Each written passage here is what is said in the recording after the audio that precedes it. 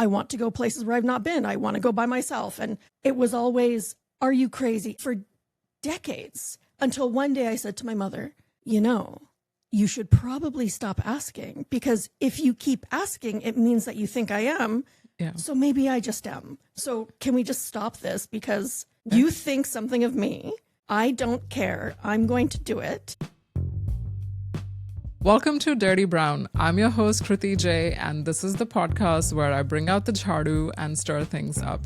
Today's guest is Manisha Solomon, somebody that continues to refuse the script of a mother, a daughter, and a wife.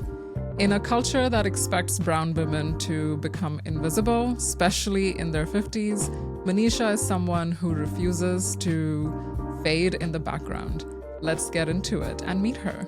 Welcome, Manisha. Thanks so much. I'm so happy to be here. Me too. I know we met at PodCamp and we decided to do this, and I'm glad we're finally able to make it happen. Manisha, you have spent a lot of your adulthood doing Muay Thai, fencing, and a lot of times brown women are not really encouraged to do martial arts or go into those spaces. So I want to understand what made you pick those sports up. So actually, I didn't do anything really outside of the box until I became an adult and did not live at home. My thing while I was at home when I was younger was cycling, but it was always met with are you crazy?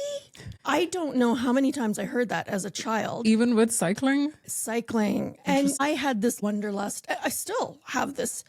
I want to go places where I've not been. I want to go by myself. And it was always, are you crazy? For decades. Until one day I said to my mother, you should probably stop asking, because if you keep asking, it means that you think I am.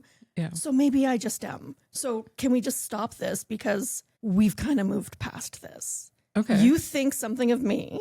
I don't care. I'm going to do it. And let's move on. But was it just that you were cycling to far off distances, or what was it about cycling that made people even ask you that question? So I think what it actually stems from was my parents split up when I was 5. Okay. I had to become the, in quotation marks, surrogate partner, surrogate parent to my sister. Okay. I had to take on a lot of responsibility starting at the age of 8. And when you are put into those situations, you become more and more independent. I learned to cook. I learned to do all these things. I learned to take care of, again, my sister who was 4. And the parent who is not the parent thinks that they can still parent. And then when they see that you don't need them, they get angry. Mm-hmm. And they have these displaced emotions, and it comes out in different ways. So I was raised to be independent. So going back to fencing or Muay Thai or like the rowing or anything that I've taken up so many different things. It was like, why not?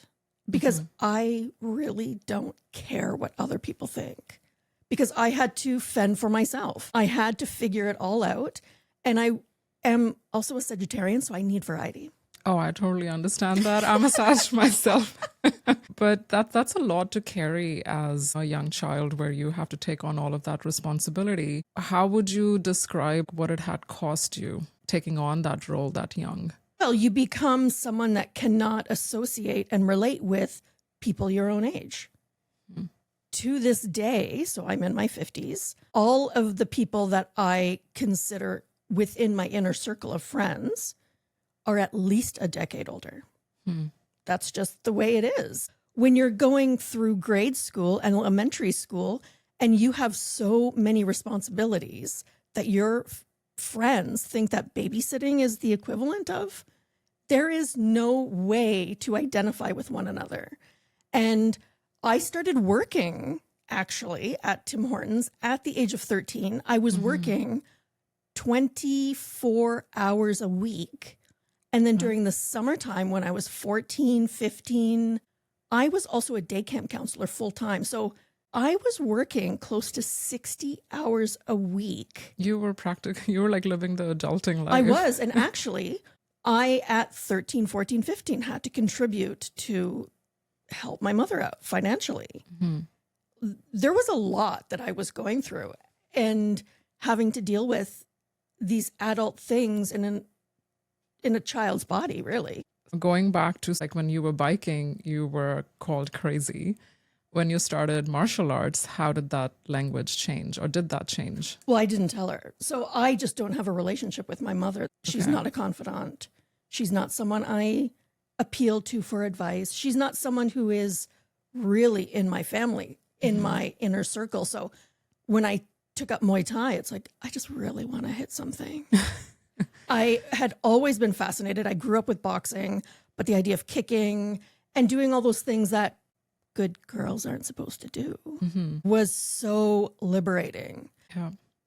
Do you still practice martial arts? I don't. I did deal with some injury, but I did go into triathlon. Like there's always something, some sort of movement that I need to be doing.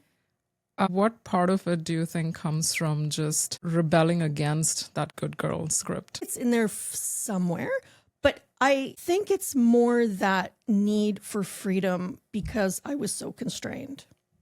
If I look back at it now, it was just, I will ride my bike for 160 kilometers because I just want to be by myself or just be out. And I don't know where I'm going. It is literally where my bike and the wind takes me. That sense of independence and the sense of autonomy on like your own time and wherever you're going. In that moment, you really are just putting your desire first more than anything. True, true. I really want to touch a little bit on you being estranged from your mother. I'm assuming there's some grief associated with the fact that it isn't what it could have been. And you're a mother yourself, you know, you have a very thriving relationship with your son, from what I understand. Do you ever find yourself thinking about your relationship with your mother, especially now that you're a mother yourself? It is something that I've reflected on. So there are two parts to this. So I actually raised my son with the philosophy that everything has to be opposite to how my mother raised me. That was from the moment I knew I was pregnant. That was a physical, mental, emotional decision that had to be made.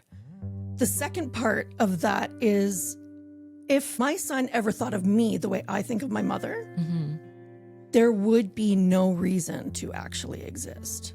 The ground should just open up and just swallow me whole. That is the severity of the way the relationship has degraded. And you mentioned grief. I've explored that.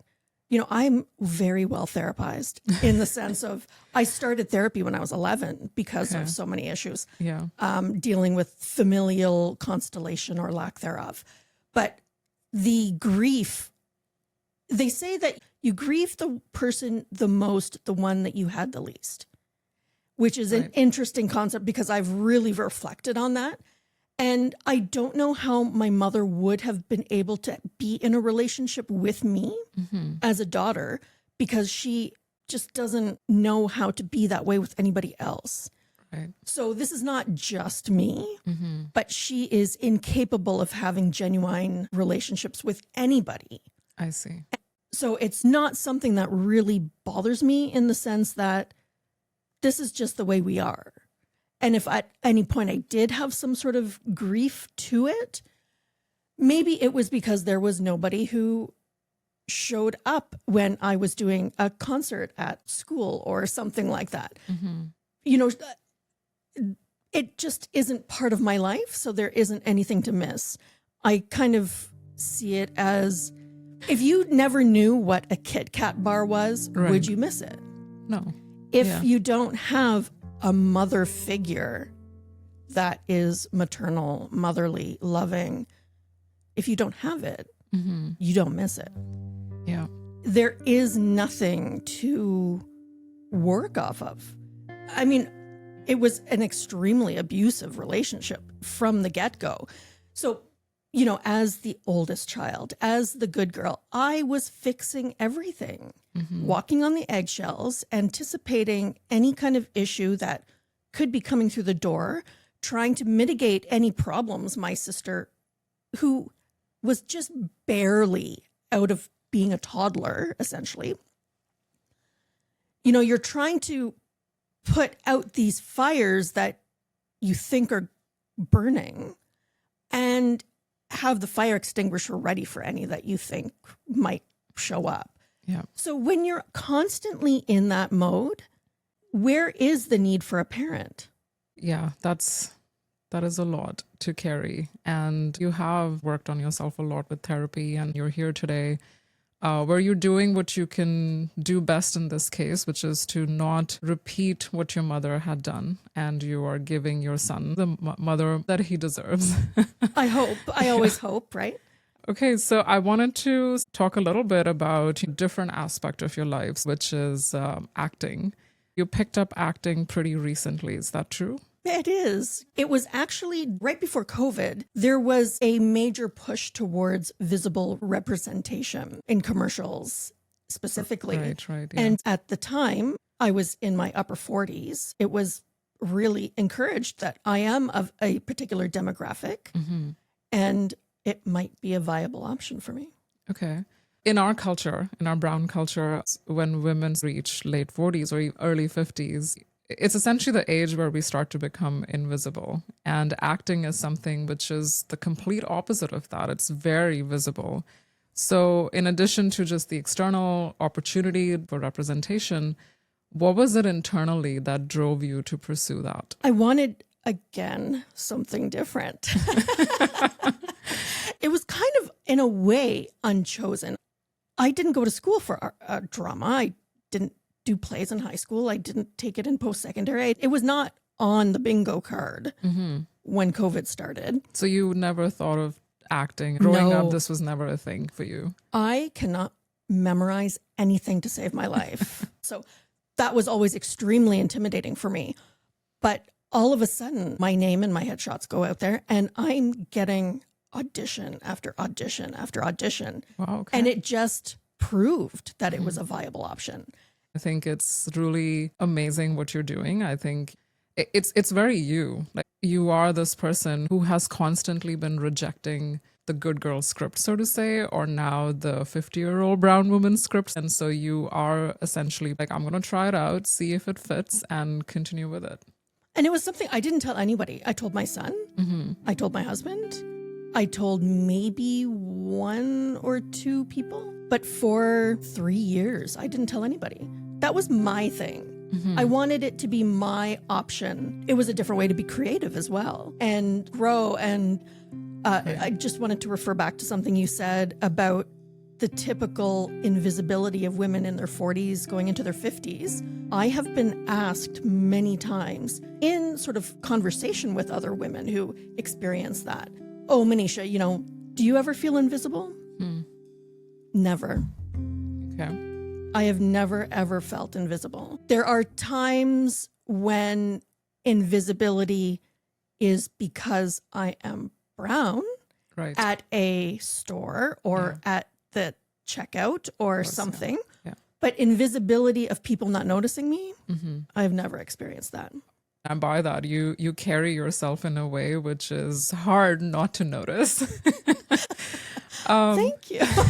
Yeah, it is a compliment. Thank you. How did your husband and your son react when you first told them that this is something you want to pursue? They totally took it in stride. And it's so funny because when people see me in a commercial, in a campaign of some sort, and they say to my son, oh, was that your mom? Yeah. Why is your mom on my TV? I think it was your mom's face that came up. And Reese is just like, yeah, that's my mom. And I actually did talk to him about it. I said, how do you feel about this? Does it make you feel uncomfortable? How do you feel that my face is out there and I do get recognized when I'm around? He's like, yeah, it is a little bit weird, but it's actually really cool. So it's like, he likes me. Oh my gosh, he likes me. That's really sweet.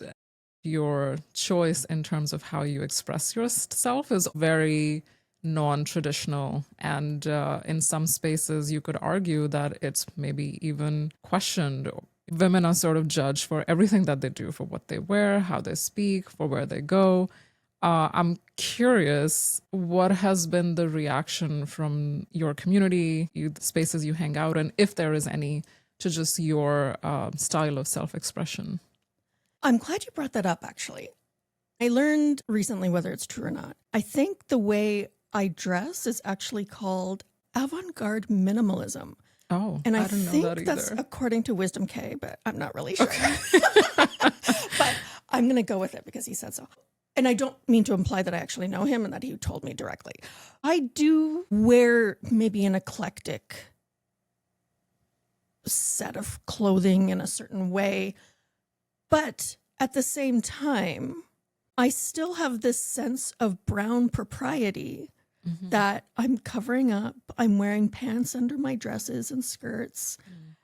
And I've just made that my thing.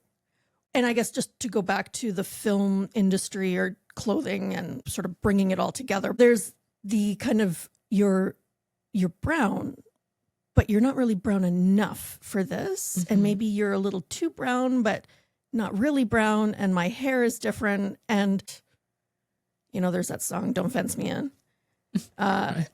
That's my jam. Like, don't tell me to be something. Don't tell me to be someone. Don't tell me I have to dress a certain way. I guess it's all rebellion at some point. Even at 52, I guess I'm rebelling. Whether it was to chase after the freedom you wanted or go after the career you wanted. Like, I feel like you have chosen yourself, which in itself, a lot of times, is a rebellion as a brown woman. It's just a theme that is continuing on. And I think you should continue rebelling because that's what makes you live the authentic life and the life that you excited about. Yeah. And, you know, it's funny because even my relationships and the timing of when I had my son, like, there is nothing conventional about me. I'm married. Yeah. I don't believe in marriage. I never needed to be married. Actually, when I was 12 years old, I wrote a declaration that stated, I, Manisha Solomon, will never get married, but I may have one child. And I knew I would only ever have one. I knew that if I got married, like, that was not the dream. That was never that rite of passage or a certain time or anything. So I had my son in a relationship that was, well, ended up ending. And I was a single mom for a little bit. And then I ended up meeting someone else. And I am married to this person now, but he's not Indian. So I don't really know of any part of my life that's been sort of that straight, Like, yeah, like straight road. The predictable script, so to say. Yeah. Yeah. Was there any judgment ever that you faced because of having a kid out of marriage? Oh, sure. And it's funny who it came from. You know, I'd get the looks. You know, there's always someone that's going to like look at you from your head to your toe and then back up and give the look. But I think that was one of the things where it was like, I really don't care. You said that it came from an unexpected place. What was the unexpected place that the judgment came from? So the person that probably judged me the most was someone that if I had married into that relationship, it would have been the sister-in-law. And she didn't like that I kept my last name. She didn't think that I was really part of the family because I had no intention to change my last name. And I never have. That is just not who I am. Man, it's so much paperwork It to change is. that. Yeah. So you were born and brought up in Canada, right? I expected that the judgment around having a kid out of wedlock or the judgment around your self-expression wouldn't have been this intense, if intense is the right word, or it may have been a little bit here and there, or maybe even non-existent, but it was still there. And I want to understand, was it the community that you were brought up in? Was it the brown community or even just non-brown community that you faced the judgment from?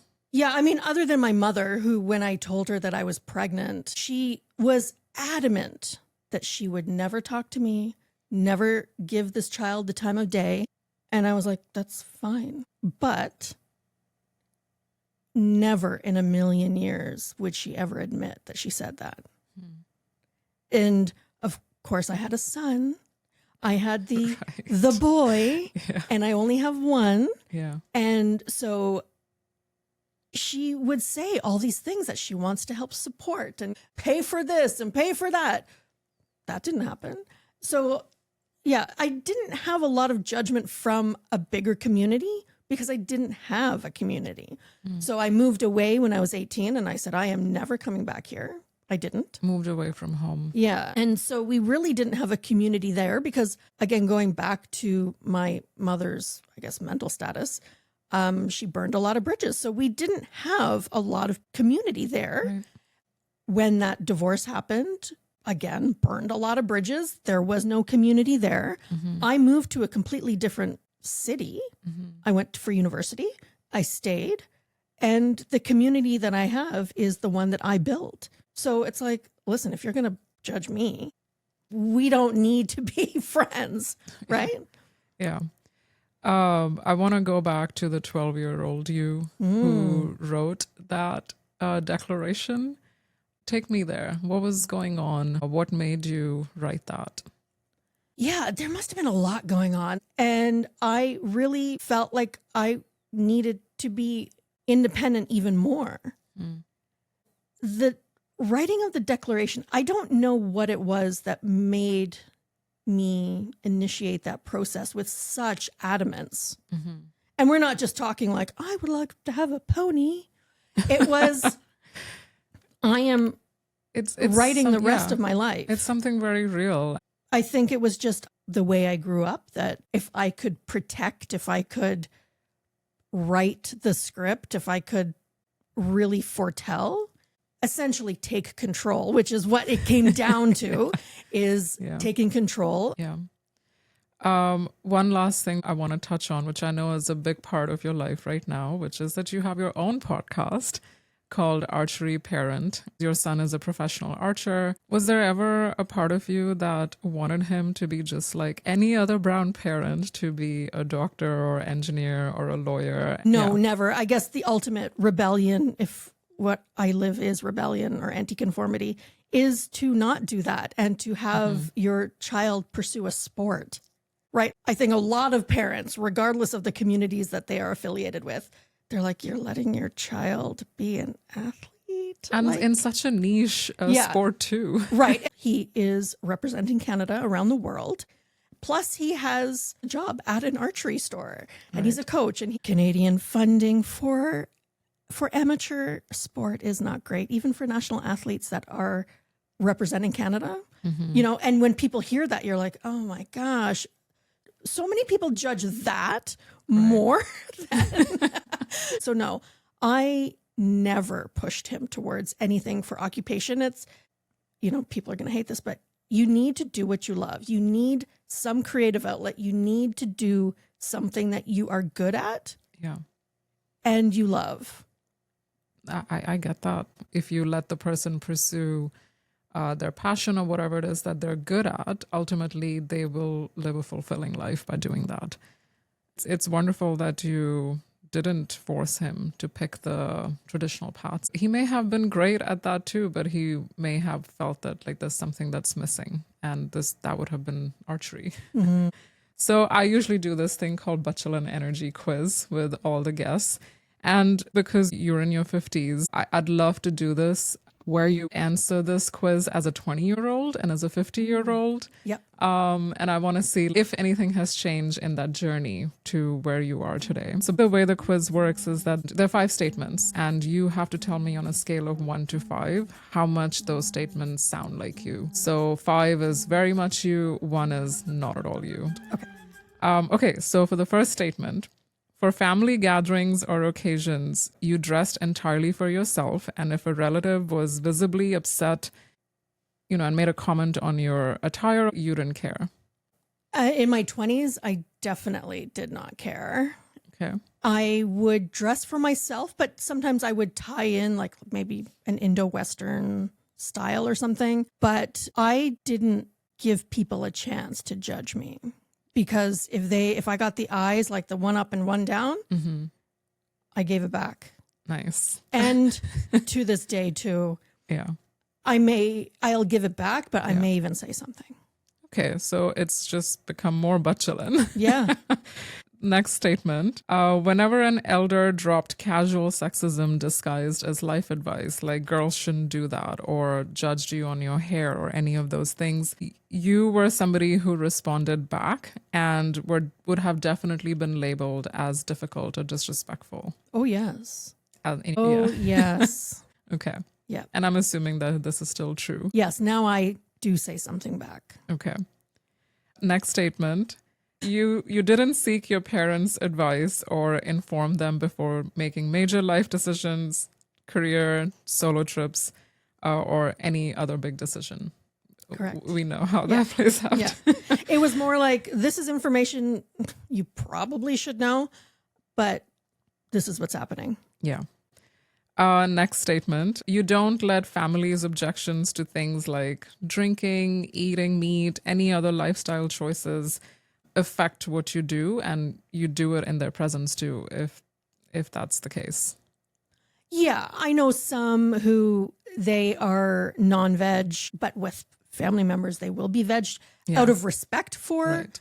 whether those parents know that they actually partake. Yeah. I don't know, but I will always respect someone's decision if I'm eating meat. If I know that maybe they aren't a meat eater, I would ask if it's okay, but it's not really something I experience a whole lot. Okay.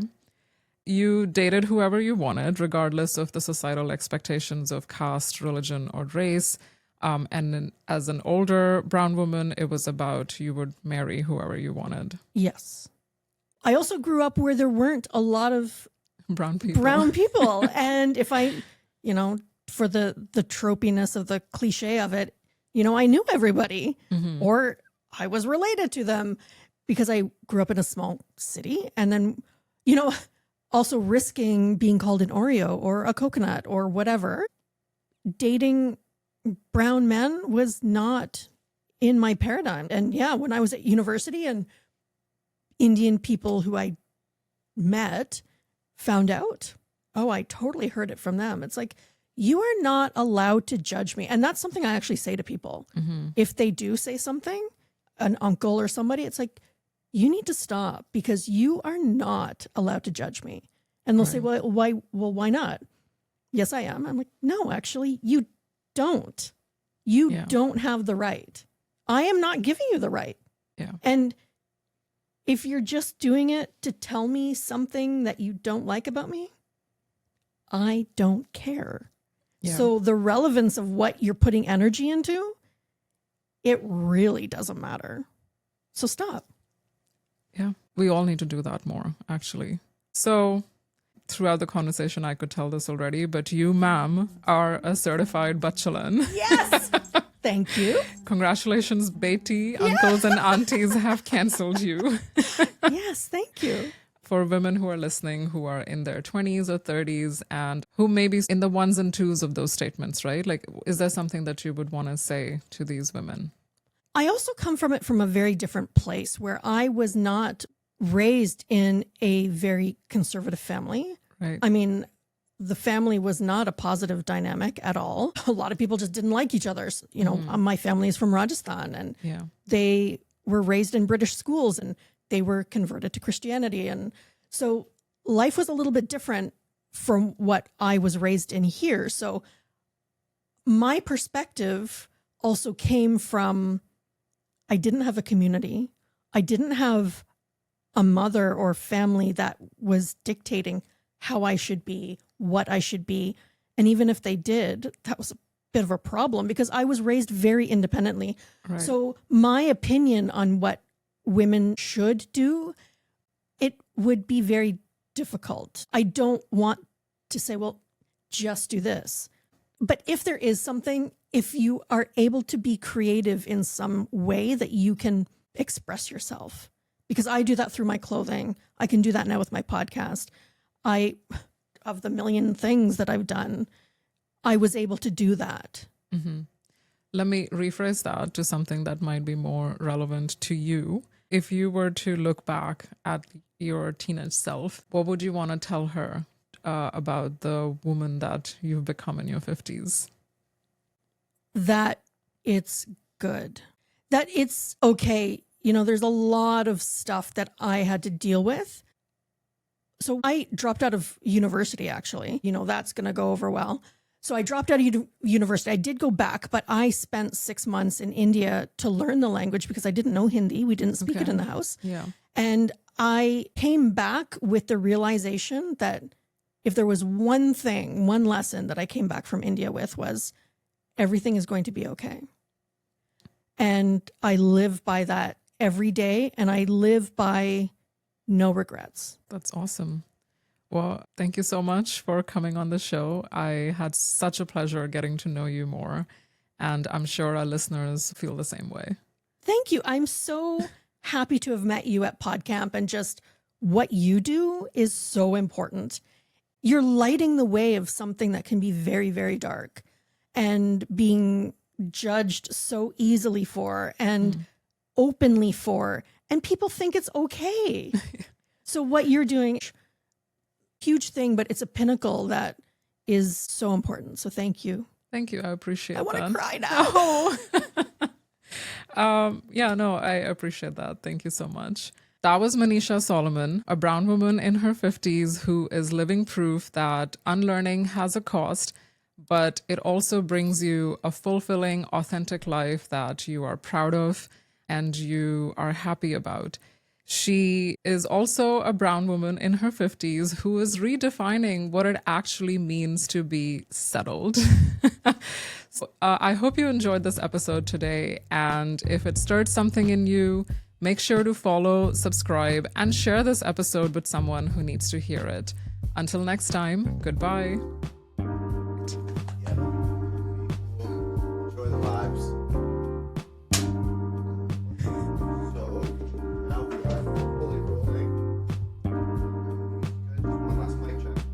Hello. Thanks for being here.